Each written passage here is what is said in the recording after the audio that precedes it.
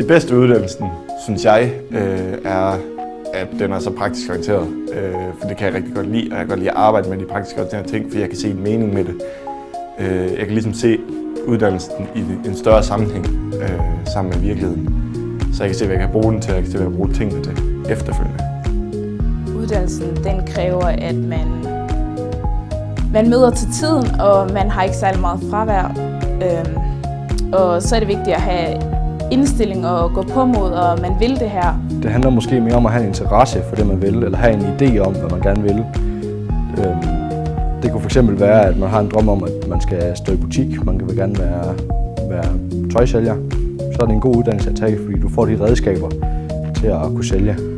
Og så var det nogle fag, hvor jeg synes, det var rigtig interessant. Altså salg og service, hvordan man skulle være for kunderne, og noget med IT, erhvervsøkonomi, alt muligt.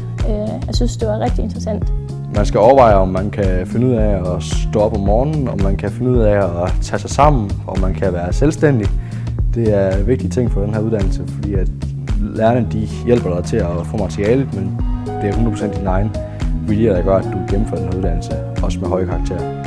Man arbejder meget i grupper, så man skal være klar til at kunne tage ansvaret for en gruppe, og man skal være klar til at åbne sig for andre i gruppen. Hvis du skal tage en UD, så skal du gøre det 100% for din egen skyld. Ikke fordi din mor eller far siger det, eller fordi at din klasselærer synes, det kunne være en god idé. Hvis du skal på introkursus på EUD'en, så gå ind og undersøg, hvad for en linje du godt kunne tænke dig at arbejde henad. Så jeg synes, I skal lytte til jer selv. Den åbner mange veje, men hvad for en vej vil du gerne gå?